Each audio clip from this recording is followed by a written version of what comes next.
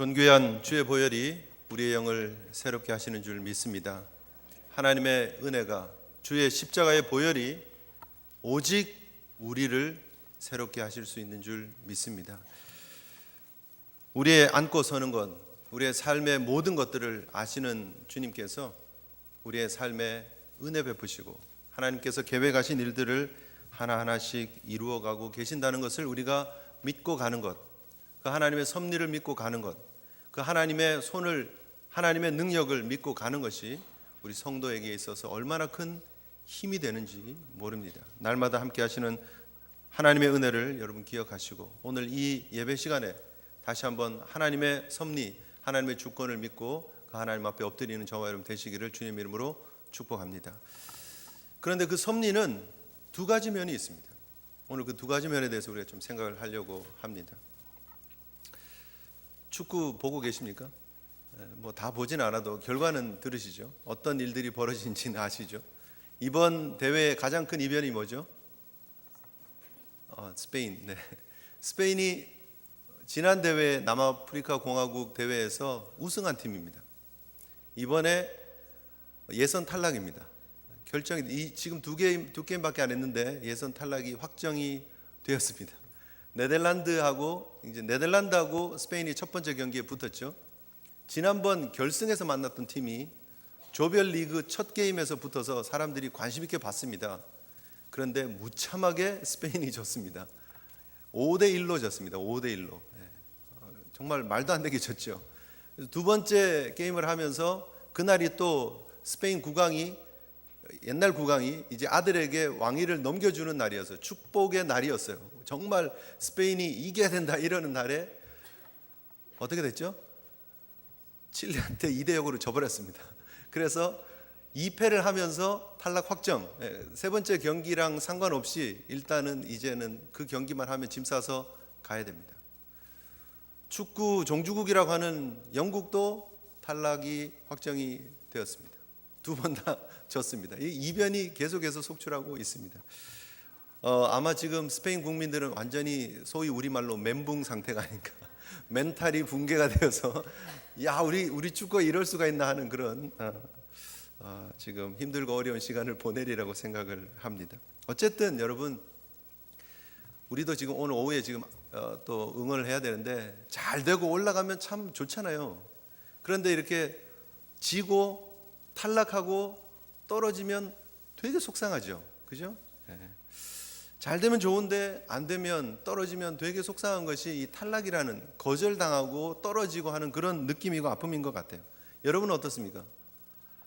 축구 뭐 지고 이기고 이런 거 말고 여러분 개인의 인생에서 탈락하고 혹은 떨어지고 혹은 거절당하신 적 없으십니까? 있으십니까? 느낌이 어떻습니까? 언제 거절당해 보셨습니까? 뭐 학교를 지나가기 위해서 본인들이 원하는 학교에다 원서를 냈다가 떨어지기도 하죠. 많이 떨어지죠. 사실은 좋은 학교일수록 더 많이 떨어지죠. 미국의 소위 말하는 명문 대학 아이비리그의 입학률, 합격률이 몇 퍼센트 정도 되는 줄 아십니까, 여러분? 진짜 좋은 학교들이잖아요. 하버드, 예일, 프린스턴, 콜롬비아 이런 데 입학률이, 합격률이 몇 프로 정도 되느냐면 6%에서 한 8% 정도 됩니다. 한 100명이 지원을 하면 한 6명 내지는 8명 정도 들어가는 거예요.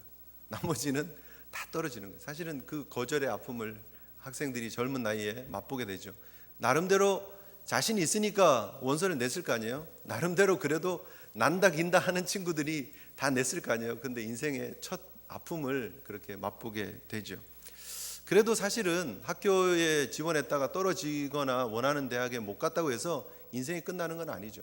뭐 그 다음 차선의 학교에 또 갈 수도 있고, 또 전공을 잘 선택하면 학교랑 상관없이 자기 원하는 일을 평생 하면서 행복하게 살아갈 수 있습니다. 그런 떨어짐이 있고요. 뭐 또 작게는 뭐 운전면허 떨어지는 것도 떨어짐이고요.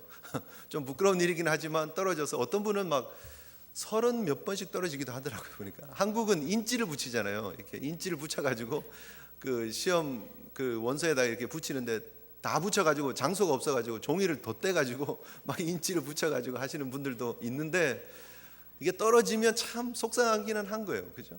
또 어떤 분은 막 정말 좋아하는 사람이 있어가지고 우리 공연체 예비신랑은 진짜 행복한 사람이에요, 그죠? 사랑하는 사람에게 이렇게 사랑하는 마음을 표현을 했고 또 이렇게 받아달라 그랬는데 예스해서 지금 날짜를 잡고 결혼하는 거 아니에요, 그죠? 그런데 정성껏 뭐 편지도 쓰고 또 선물도 준비하고 해서 결혼해 주십시오 그랬는데 노 그러면 얼마나 그 평생 참 가슴이 아픈 일이겠습니까, 그죠? 인생에 그런 크고 작은 아픔들, 거절당하는 모습들이 있다라는 거예요. 그런데 그래도 또 인생은 흘러가고 지나가죠. 그 문제들, 아픔이 있지만 그러나 또 지나고 나면 그럼에도 불구하고 또 새날이 뜨고 또 우리는 새 삶을 또 살아갈 수밖에 없는 인생입니다. 그런데 우리가 인생 가운데 겪을 수 있는 가장 큰 아픔, 어떻게 보면 가장 비극적인 그런 슬픔은 우리가 하나님의 은혜 가운데 들어가지 못하는 아픔이라는 거죠. 여러분, 우리는 이미 하나님의 은혜 가운데 들어와 있고 이미 우리가 함께 구원을 경험했고 이미 예배의 자리에 와 있기 때문에 그 아픔을 우리가 잘 느끼지 못합니다. 그리고 그것에 대해서 고민해 보지 않습니다. 그런데 여러분, 이 땅에 수많은 사람들이 하나님의 택함에서 제외되고 그들이 눈물을 흘리고 아파하는 모습들이 있다라는 사실을 우리가 기억해야 된다는 거죠. 하나님의 주권, 하나님의 구원의 계획, 그 섭리 속에는 항상 하나님의 선택과 선택받지 못하는 모습, 이 둘이 나뉘어져 있다는 사실을 우리가 기억할 필요가 있습니다. 하나님께서 모든 사람들을 다 구원하시느냐? 인류 모든 사람들을 다 구원하시느냐? 그렇지 않습니다. 하나님께서 선택하시기도 하시고 유기하시기도 하십니다. 하나님이 버려두시기도 하신다라는 거죠. 그것이 성경이 말하고 있는 복음의 양면입니다. 십자가의 은혜가, 복음이 우리에게는 기쁨의 소식이 됩니다. 그러나 그 십자가의 도가 어떤 사람들에게는 걸림이 되고 그것이 심판의 근거가 된다는 사실을 우리가 기억할 필요가 있다라는 것입니다. 여러분, 오늘 본문에 그 두 번째 면이 드러나고 있습니다. 하나님의 은혜 가운데 야곱 보면 정말 속임수 잘하고 어떻게 보면 사기꾼과 같은 그런 모습을 가진 야곱을 하나님께서 선택하셔서 은혜로 구원해 주는 그림이 지난 주간에 그려졌다라면 오늘 본문을 통해서 보는 우리 그림은요, 정말 괜찮은 사나이인데, 멋쟁인데, 괜찮은데, 누가 봐도 인정할 만한데 그 자격을 갖춘 듯한 모습을 보이는 에서가 하나님의 은혜 가운데, 선택 가운데 받지 못하고 눈물을 흘리고 통곡하고 있는 장면이 나타난다는 거죠. 바로 이것이 복음의 양면성이다 하는 사실을 우리가 기억할 필요가 있습니다. 여러분, 지난번 우리가 보았던 것처럼 이삭이 가족들을 다 모아놓고 축복하면서 하나님의 뜻을 드러내면서 하나님께서 큰 자가 작은 자를 섬겨야 된다고 얘기했고 하나님께서 이삭의 후계로 야곱을 택하셨다는 사실을 인정하고 공포하고 에서야 네가 섭섭하지만 하나님의 뜻이 이러하니까, 하나님의 예언이 이것이니까 섭섭하지만 내가 야곱을 장자의 명분을 주고 그를 축복해야 되겠다라고 얘기를 하는 게 맞았어요. 그런데 이삭이 미략을 하죠. 큰아들을 데려다가 속닥속닥 하면서 야, 맛있는 것 좀 준비해와, 내가 너한테 복 줄게. 그렇게 해서 이 모든 일들이 시작이 된 거잖아요. 그런데 하나님께서 그것을 그대로 내버려 두시지 않으시고 하나님께서 이 모든 상황을 바꿔놓으십니다. 야곱과 리브가를 통해서, 물론 이게 여기 참 중요한 부분입니다. 여러분, 지금 한국에서 모 총리 후보가 한국의 뭐 그런 일제 식민 그 모든 것들이 하나님의 뜻이었다만 하는 그런 얘기가 나오기 시작하면서부터 지금 난리가 나고 하나님 뜻은 뭐냐라는 것 때문에 지금 복잡합니다. 오히려 그것이 한국 근대화에 도움이 되었고 그것 때문에 우리가 개화가 되었고 우리가 이만큼 먹고 사는 거 아니냐, 그 얘기를 하면서 우리가 정말 하나님의 뜻이라고 하는 것이 우리도 헷갈리게 사용하고 있고 또 세상에서 하나님의 뜻을 보는 것이 도대체 뭐냐고 비난받고 있는 시대를 지금 살아가고 있습니다. 궁금하시죠? 오후에 성경 공부를 오셔야 됩니다. 오늘 오후가 하나님의 섭리에 대해서 공부하는 그 주제에 대해서 우리가 함께 점검하는 시간입니다. 네. 지금 시간이 없어서 사실 그거 다 할 수는 없는데 어쨌든 잠깐 간단하게 말씀드리면, 하나님께서 그러면 야곱을 속이게 하셔서 이 일을 하셨느냐? 리브가가 거짓말하게끔 하게 해서 이 일을 하셨느냐? 하나님이 그 죄를 시작하신 분이시냐? 그렇지 않다라는 거예요. 그럼에도 불구하고 하나님께서 그 일을 그 일을 섭리하시고 주관하셔서 이 일이 하나님의 뜻 가운데 이루어지게끔 컨트롤하고 계신다는 거예요. 결론적으로 말씀을 드리면 야곱의 거짓말을 하나님께서 시작하게 하신 것이 아니고 리브가를 그렇게 사용하신 것은 아니지만 그럼에도 불구하고 그 결과는 하나님께서 컨트롤하셔서 그렇게 상황을 만들어 가신다는 거예요. 그게 하나님의 섭리라는 것입니다. 간단하게 말씀을 드리면 한 세 분은 오해 안 올 것 같아서 제가 말씀을 드렸습니다. 네. 여러분 이 본문이 그것을 지금 그대로 보여주고 있는 거예요. 얼마나 오늘 본문의 시작이 어떻게 시작됩니까? 30절에 보면 이삭이 야곱에게 축복하기를 마치매 야곱이 그의 아버지 이삭에게서 나가자 곧 그 형 에서가 사냥하여 돌아온지라. 이 두 표현이 있죠. 마침에 나가자 이렇게 얘기를 합니다. 지금 아버지 텐트 앞을 나왔어요. 털을 이렇게 염소털을 붙이고 그냥 목에다가 염소털을 감고 아버지를 속이고 아버지 제가 에서입니다 이랬던 그 야곱이 축복을 잔뜩 받고 아버지 장막을 나오는 거예요. 야곱이. 그런데 멀리서 에서가 짐승을 잡아서 사냥에 성공해서 의기양양해서 그 짐승을 목에다 메고 쫙 들어오는 거예요. 영화나 드라마 이런 거 보면 이렇게 주인공 두 사람이 이렇게 쫙 지나가죠. 근데 서로 못 보고 그죠? 근데 이렇게 딱 카메라가 이렇게 딱 잡으면서 서로가 이렇게 모르고 지나가는 장면인데 이 장면을 지금 여기서 보여주고 있는 거예요. 뭘 보여주고 있느냐는 거예요. 야곱같이 자격 없고 속이고 정말 어떻게 보면 그 자격들을 하나하나 따지고 보면 정말 자격이 없는 사람임에도 불구하고 하나님께서 은혜로 그를 구원해 주신 그 장면이 쫙 지나가고요. 자기의 모습으로 보면 당연히 장자였고 당연히 사나이 같은 사람이었고 당연히 사냥도 잘하고 또 성격도 사실은 화끈하잖아요. 팥죽 한 그릇 주면서 형 그 장자의 명분을 저한테 주십시오. 야 그 가져. 사나이로 보면 좀 괜찮은 멋있는 성격의 사람인 것 같은데 그 괜찮은 자격을 갖춘 사람은 눈물을 흘리는 자리를 향해서 들어가고 있는 거예요. 지금 이게 쫙 겹쳐지는 거예요. 그러면서 성경이 지금 이 두 가지를 보여주고 있는 거예요. 이 둘이 이렇게 지나가는 장면을 통해서 기가 막힌 타이밍 아닙니까? 기가 막힌 그림 아닙니까? 여러분 우리가 이 사실을 늘 머릿속에 염두에 둘 필요가 있다는 거예요. 하나님의 복음을 우리가 너무 쉽게 생각하고 있지는 않습니까? 우리가 당연히 나는 내 속에 있는 자격을 보면 당연히 구원받을 사람이고 당연히 예수 믿어도 당연하고 당연히 축복받는 사람이고 당연히 천국 가야 되는 거라고 생각하십니까? 그렇지 않다는 거예요. 성경이 우리에게 보여주려고 하는 것은 우리의 자격으로 우리의 조건으로 하나님의 구원의 자리에 들어온 사람은 한 사람도 없다는 거예요. 단 한 사람도 없다는 거예요. 여러분 우리가 이 복음이 복음되는 것은 나의 노력이 아니기 때문입니다. 전적으로 하나님이 하셨기 때문입니다. 에서 같은 사람이 슬픔의 통곡을 하기 위해서 들어가는 그 장면을 우리가 기억해야 됩니다. 세상에 우리보다 더 뛰어난 사람들 많습니다. 세상에 도덕적으로 더 깨끗하게 사는 사람들 있습니다. 남들 도와주는 것 즐거움으로 사는 사람들이 있습니다. 자기의 재산을 기꺼이 기부하면서 사는 사람들이 있습니다. 솔직히 세상의 사람들이 예수 믿는 사람들의 삶의 모습을 보면 그따위로 사는 모습 그게 나에게 무슨 도전을 주느냐 얘기하는 사람들 많습니다. 그렇게 믿을 거면 난 교회 가지 않는다 얘기하는 사람들 많습니다. 그 사람들은 나름 자신의 삶이 당당한 거예요. 자신이 있는 거예요. 그런데 복음은 그 자신감을 떨어뜨려 놓고 이 부족함을 다시 세워주는 거예요. 그래서 이 둘이 겹쳐지면서 오버랩되면서 하나님의 섭리가 무엇인지를 보여주고 있는 장면이 오늘 본문에 나타나고 있습니다. 여러분 복음 앞에 서 있는 저와 여러분들이 오늘 이 모습을 잘 기억하셔야 됩니다. 저와 여러분들이 여기 와 있는 것은 전적인 하나님의 은혜라는 사실을 우리가 분명히 기억하셔야 됩니다. 아무 자격 없는 우리가 하나님의 은혜 가운데 여기 와 있는 거예요. 에서가 정말 얼마나 괜찮은 사람이었으면 이삭이 그렇게 끝까지 축복해 주기를 원했냐는 거예요. 그럼에도 불구하고 하나님은 중심을 보시는 것이고 하나님께서는 그 하나님의 섭리를 이루어가는 일에 집중하고 계신다. 하나님의 그 언약을 약속을 이루어 가시는 일에 집중하고 계신다는 사실을 우리가 기억할 필요가 있습니다. 오늘 본문의 안타까운 이삭의 모습이 계속해서 이어지고 있는데요.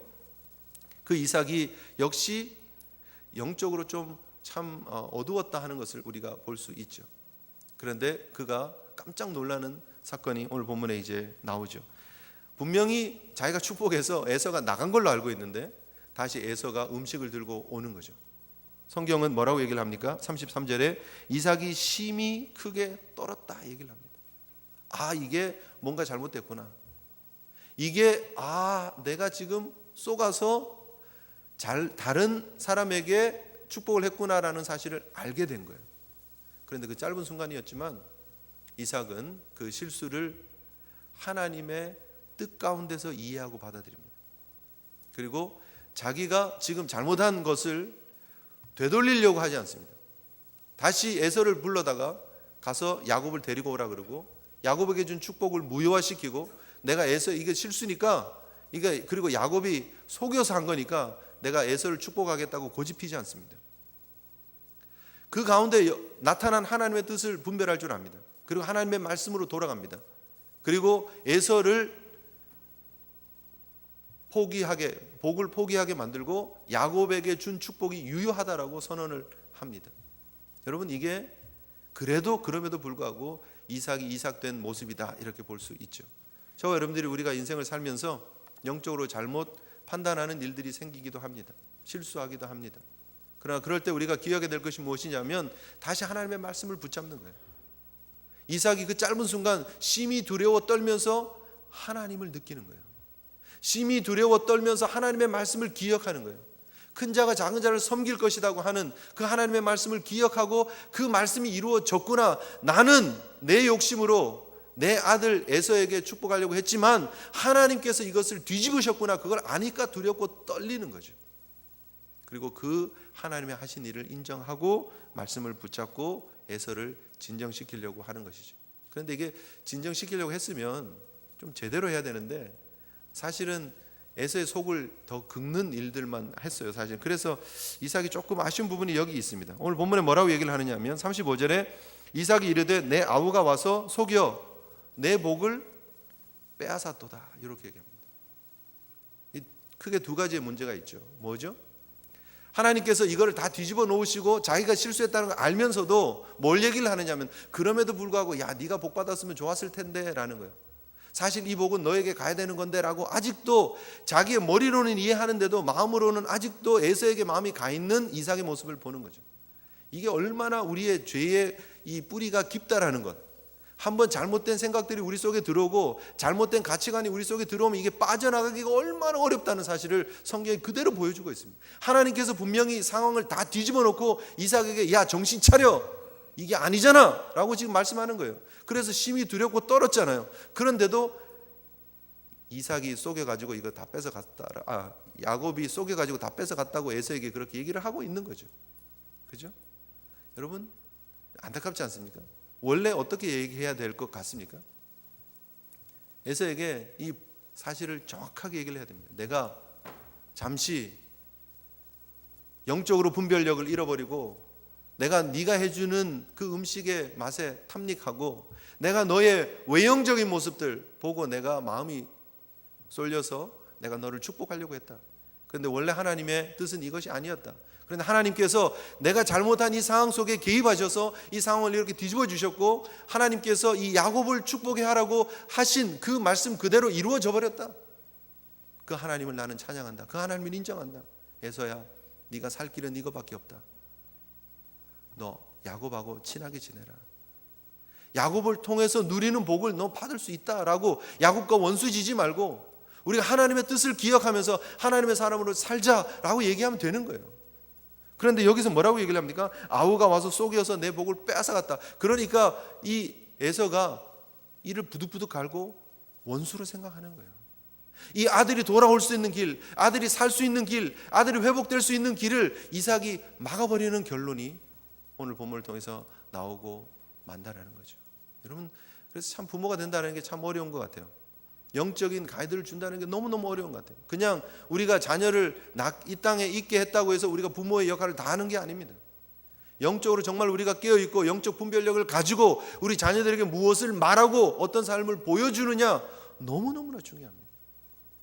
우리 사랑하는 믿음의 귀한 하나님의 종들은 영적으로 깨어있고 우리 다음 세대들 앞에 아름다운 모습으로 세워지는 우리 부모님들 되시기를 주님 이름으로 축복합니다. 정말 영적으로 분별하지 못하면요 우리 다음 세대들이 참 소망이 없는 거예요. 억울하지만 하나님의 은혜 가운데 이렇게 섭리 가운데 은혜 가운데 진행되어졌다는 것을 말씀을 했었어야 된다는 거죠. 사실은 이삭이 야곱을 축복한 축복의 내용을 이삭은 정확하게 알고 있습니다. 뭐였죠? 아브라함에게 준 복이었습니다. 우리가 오늘 본문은 아닙니다만 지난주 본문에 29절에 보면 만민이 너를 섬기고 열국이 내게 굴복하리니 내가 형제들의 주가 되고 내 어머니의 아들들이 내게 굴복하며 너를 저주하는 자는 저주를 받고 너를 축복하는 자는 복을 받기를 원하노라. 그 복을 야곱에게 줬어요. 그러면 지금 에서가 야곱을 저주하고 있으면 그 저주가 누구에게 오죠? 에서에게 오는 거예요. 지금 이 에서가 야곱을 축복하는 길 밖에는 자기가 축복받을 길이 없어요. 이 장자의 축복을 받는 야곱이 장차 누구를 예표합니까? 예수 그리스도를 예표하는 거예요.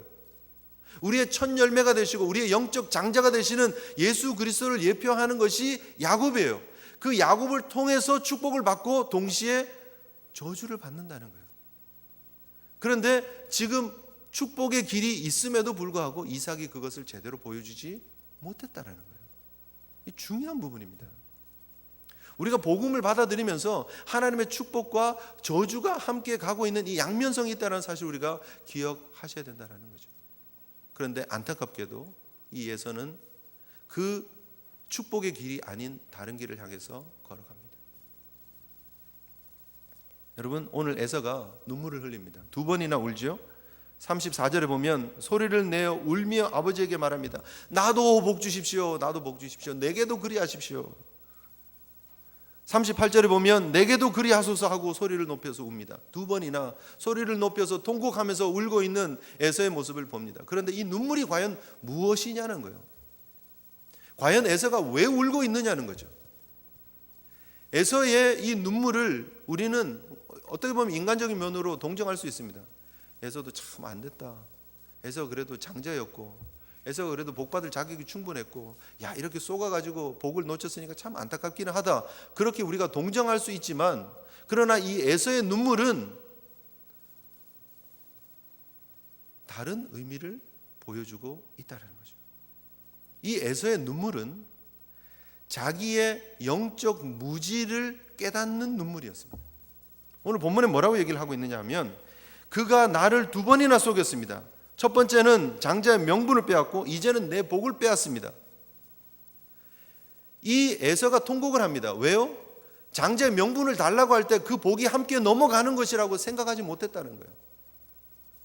영적인 본질을 깨닫지 못했던 그 에서가 흘리는 눈물이라는 거예요. 참 불쌍한 눈물이죠. 두 번째 이 에서의 눈물은 뭡니까? 억울해서 흘리는 눈물이에요. 답답해서 흘리는 눈물이에요. 아버지가 답답한 거예요.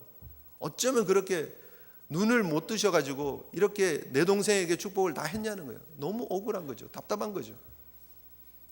안타까운 것은 그 에서의 눈물 속에 회개의 모습이 전혀 안 보인다는 거예요. 자기가 받을 수 있는 복, 지금도 사실 늦지 않았어요. 지금도 아버지 그게 하나님의 뜻인 줄 저도 믿습니다. 제가 야곱과 잘 지내고 야곱을 축복하겠습니다. 그 야곱과 함께 누리는 복을 같이 누리겠습니다 하면 아무 문제 없는 거예요. 그런데 그는 지금 바른 눈물을 흘리지 못하고 있다는 거예요. 사실 눈물만큼 복잡한 게 없죠. 여러분 우리가 살면서 많은 눈물을 흘립니다. 기쁨의 눈물을 흘리기도 하고 슬픔의 눈물을 흘리기도 합니다. 어저께 임종 예배를 드리는데 참 우리 오늘 온 두 손녀들이 그렇게 많이 웁니다. 지금도 많이 울고 있는데 그렇게 많이 울어요. 왜요? 사랑의 눈물이죠. 할머니가 떠나는 그 모습이 너무 아쉬워서 자기들이 받았던 그 사랑이 너무 커서 눈물을 흘리는 거예요. 눈물이 보여주고 있는 의미가 얼마나 많습니까? 기뻐서 막 이 영상들이 이렇게 모여 있는 거 보면은요, 감동 영상 중에 이런 영상들이 있습니다. 해외에 파병 갔던 미군들이 돌아와서 살짝이 이렇게 깜짝 쇼를 하는 거예요. 가족들에게 찾아가는 거예요. 그래서 아이들 유치원에도 찾아가고, 그리고 자녀들 운동하는 데도 찾아가고, 부인이 쿡하고 있는데 갑자기 찾아오고, 뭐 그런 영상들이 이렇게 모여 있는 감동 영상이 있어요. 그런데 보면 깜짝 놀라서 막 소리를 지르다가 달려와서 끌어안다가 그리고는 눈물을 쭉 흘리는 거예요. 왜요? 좋아서 우는 거예요. 좋아서. 네. 이번에 그 카메룬의 선수 한 명이 국가가 이렇게 울려 퍼지는데 막 펑펑 울었어요. 지난번 남아공에서 정대세 선수 북한을 대표하고 막 나왔다가 펑펑 울었죠. 그때 막 뉴스가 많이 됐는데 이번에 카메룬 선수가 울고 그 브라질의 네이마르가 막 개막전 때 울고 하는 그런 눈물이 있었어요. 근데 카메룬 선수가 우니까 어떤 소리가 나왔느냐면 그 선수의 아버지가 2시간 전에 돌아가셨다. 그래서 막 울었다. 이제 그런 얘기가 막 SNS에서 막 퍼지고 영국의 데일리 메모인가 뭐 하는 그런 신문에서 막 올리고 그랬는데 알고 봤더니 내가 월드컵에 나와서 축구를 하게 된 게 너무 감격스러워서 울었다. 뭐 그렇게 얘기를 합니다. 그래서 눈물이 주는 다양한 의미들이 있어요. 슬퍼도 울고 기뻐도 울고 그죠? 안타까워도 울고 멋진 자연을 보고도 울고 그죠? 그리고 어떤 경우는 내가 왜 우는지 몰라요 하고 울고 그런 경우들 있잖아요. 내가 왜 우는지 몰라요 하고 울어요. 복잡 미묘한 심정들이 나와요. 그런데 오늘 본문이 어떤 울음인지 우리가 분명히 알아야 된다는 거예요. 회개의 눈물이 절대 아니라는 거예요. 억울하고 원통해서 우는 거예요. 영적 무지의 답답함에 우는 거예요. 그런데 이 눈물은 돌이킬 수 없는 눈물이었다고 성경은 기록을 하고 있습니다. 여러분, 이 에서의 삶에 대한 평가를 히브리서 기자가 평가합니다. 우리 요거는 조금 찾아가서 보셨으면 좋겠는데요. 히브리서 12장을 우리 잠깐 보도록 하겠습니다. 히브리서 12장.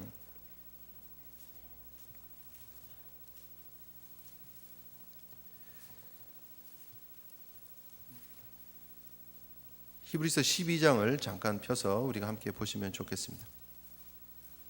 15절부터 17절까지 말씀입니다.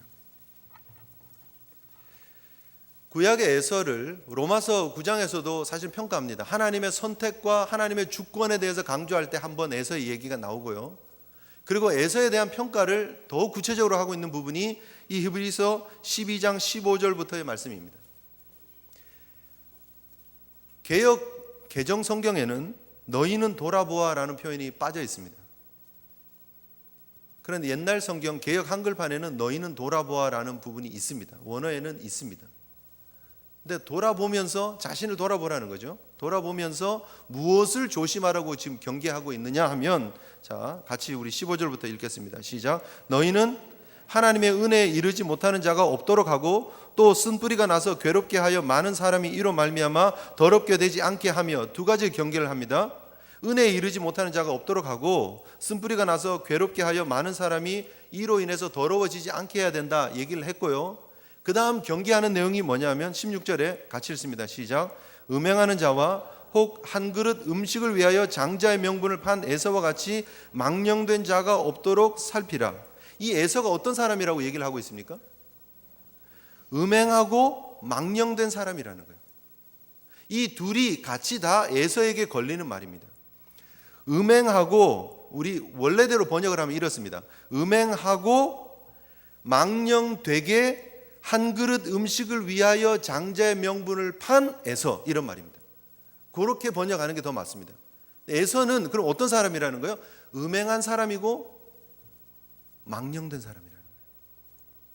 그것이 신약 성경 히브리서 저자의 에서의 삶에 대한 평가입니다. 그리고 17절을 우리가 같이 한번 읽겠습니다. 17절 시작. 너희가 아는 바와 같이 그가 그 후에 축복을 이어받으려고 눈물을 흘리며 구하되 버림바가 되어 회개할 기회를 얻지 못하였느니라. 그가 울었지만 이미 끝났다는 거예요. 이미 늦었다는 거예요. 에서의 눈물은 어떤 눈물이었느냐? 버림받은 자의 눈물이라는 거예요. 선택받지 못한 자의 눈물을 보여주고 있다는 거예요. 하나님의 은혜로 구원받는 야곱과 선택받지 못한 자의 비통한 눈물을 지금 성경이 보여주고 있다는 거죠. 무엇 때문에요? 영적으로 음행하고 하나님을 온전히 섬기지 못한 모습, 팥죽 한 그릇 때문에 장자의 명분을 팔아넘기는 영적인 그 축복을, 장자의 명분이랑 장자의 복을 둘로 딱 띄워놓고 장자의 명분은 줘도 나는 복을 받을 수 있다라고 생각하는 그런 이중적인 모습들, 영적인 부분과 육신적인 부분을 헷갈려가지고 막 섞여가지고 살아가고 있는 사람의 모습을 보고 지적하고 있는 내용이에요. 그리고 그들에게 임하는 슬픔과 아픔과 통곡과 이를 갈며 애통하는 모습에 대한 설명이 히브리서에 기록이 되어지고 있다라는 거예요.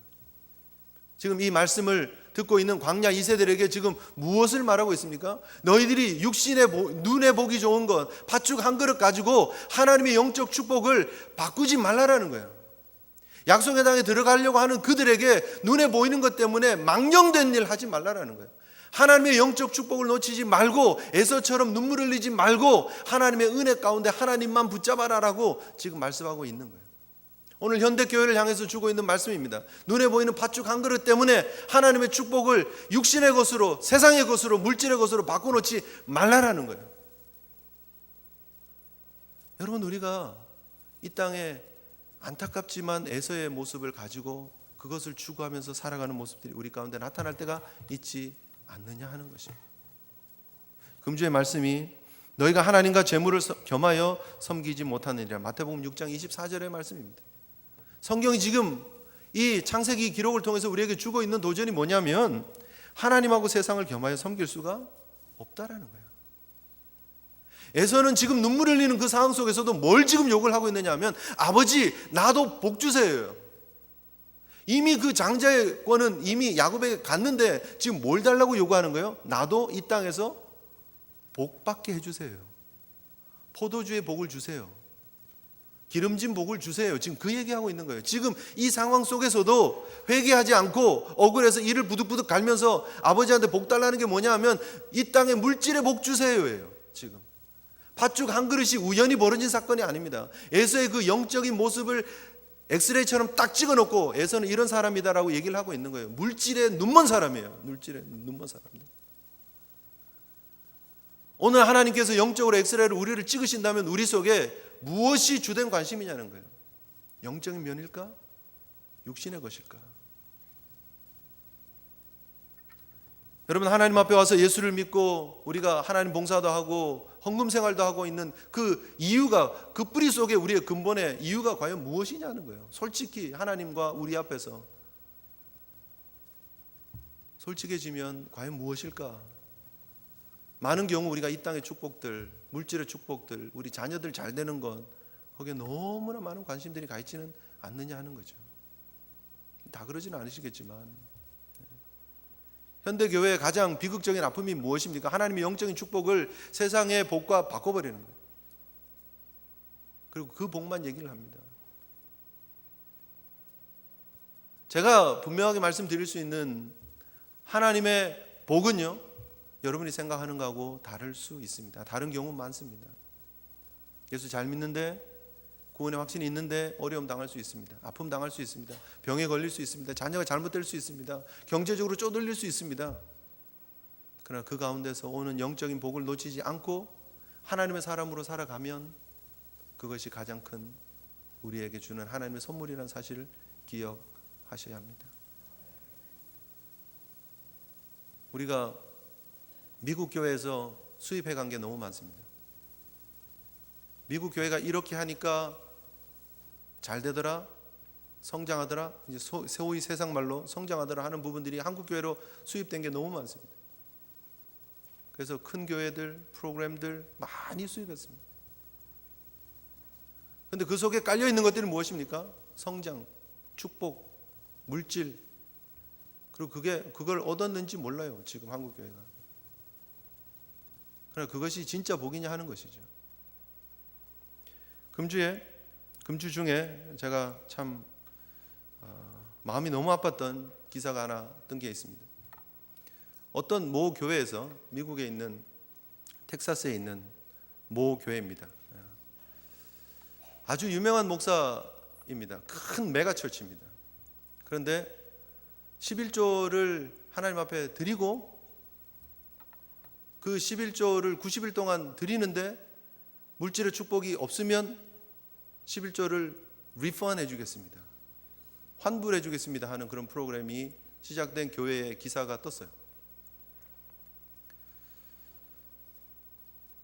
90일 동안 해보라는 거예요. 말라기서에 그 시험하라고 하신 그 주님 말씀처럼 하나님께서 복을 쏟아 주시겠다는 그 말씀 가지고 지금 이 일을 하고 있는 거죠. 근데 11조를 하나님 앞에 드리게 하는 그런 동기가 틀렸다는 아니지만 하나님께 11조를 하는 이유가 뭐냐는 거죠. 10의 1을 하나님 앞에 드리는 이유가 무엇입니까? 왜 해야 됩니까? 모든 것이 하나님의 것입니다를 인정하는 우리의 신앙의 고백이에요. 하나님, 제가 이 땅에 살아가고 있는 모든 것은 하나님의 은혜입니다. 하나님의 축복입니다.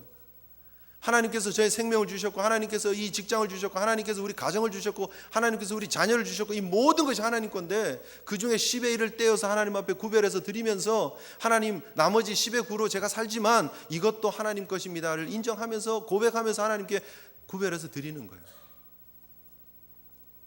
만약에 10의 3으로만 내가 살 수 있으면 10의 7을 하나님 앞에 드리는 거예요. 다 하나님 거라고 인정하는 것이 믿음의 고백이, 하나님의 은혜에 감사해서 드리는 것이 10의 1입니다. 11조입니다. 그런데 지금 이 교회가 처음 한 게 아니었더라고요. 보니까 저기 사우스캐롤라이나 이런 큰 교회에서 이런 90 days tithe challenge 해가지고 이런 프로그램들을 많이 했던 거예요. 여러 곳에서. 저도 이번에 처음 알았는데, 그래서 제가 구글 가서 90일 11조 챌린지 이렇게 해서 영어로 이렇게 쳐보니까 거기에 관계된 포스터들, 프로그램들 만들어 놨던 것들이 쫙 뜨더라고요. 근데 문제는 뭐가 있느냐? 11조를 하면 하나님의 주권을 인정하고 하나님 은혜로 사는 걸 인정하면 하나님께서 우리의 삶에 은혜를 주실 겁니다를 그냥 그렇게 확대해서 이해를 하면 아무 문제가 없을 것 같은데, 지금 91데이 챌린지를 하면서 뭘 지금 얘기를 하느냐 하면 하나님 앞에 10의 1을 드리고 투자를 하면 하나님께서 더 넘치게 복을 주신다는 거예요. 무슨 복을요? 물질의 복을 얘기를 하는 거예요. 물질의 복을 얘기를 하는 거예요. 이제 그게 또 수입되지 않을까 지금 걱정입니다.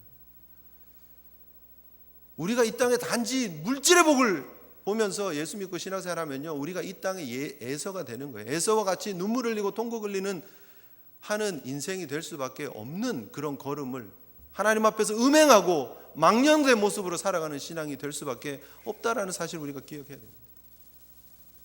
하나님 정말 원하시는 것이 무엇이냐는 거예요. 하나님 우리에게 주시는 진짜 복이 무엇이냐는 거예요. 이 땅에 우리가 살면서 하나님이 주신 그 진짜 복, 물론 여러분 그렇다고 해서 우리가 다 힘들게 살아야 된다, 어렵게 살아야 된다, 11조하고 하는 거하고 상관없이 우리는 다 쫄쫄 굶으면서 살 거다, 손가락 빨 거다, 그런 얘기 아니에요. 하나님 물질로 하나님 일 하게 하시는 분들도 있어요. 또 그렇게 해서 복을 주시기도 하세요. 그러나 그게 우리가 추구하는 바가 되어서는 안 된다는 거죠. 그거를 목표로 해서 달려가면, 그것이 신앙의 목표가 되면 안 된다. 얼마나 슬픕니까 여러분. 그렇게 해서 아니면요, 리펀을 해주면, 도대체 헌금을 누구한테 한 건데 리펀을 누가 해줍니까? 누구 권한으로 막 합니까? 네? 리펀 해달라 그러지 마십시오. 저는 할 권한이 없습니다. 네. 하나님 앞에 드리는 거 아니에요? 네? 슬프지 않습니까? 그런데 그것이 혹시 현대교회의 모습은 아닌가? 혹시 그것이 우리 속에 잠재되어져 있는 부끄러운 치부들이 드러난 모습들은 아닌가?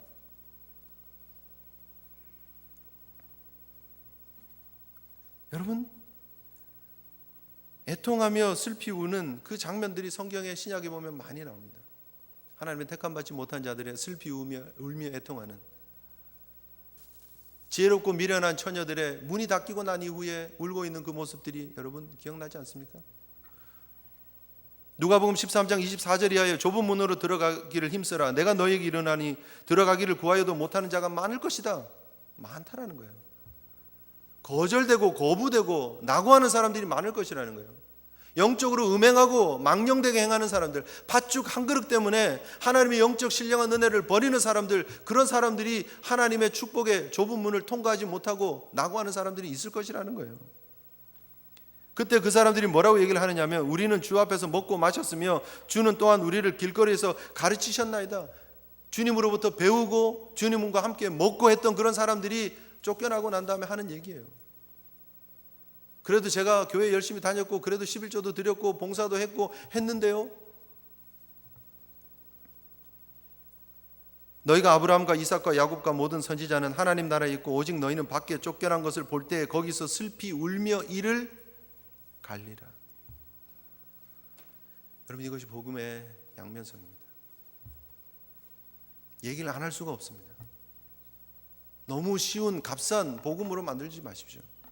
하나님께서 우리를 사랑하시는 그 복음은 예수 그리스도께서 십자가를 지시고 우리에게 새 생명 주신 복음입니다. 그분이 엄청난 대가를 치르시고 그 은혜로 우리를 불러주신 그 은혜입니다. 우리가 추구해야 될 복은 영적인 복이라는 사실을 우리가 기억해야 됩니다.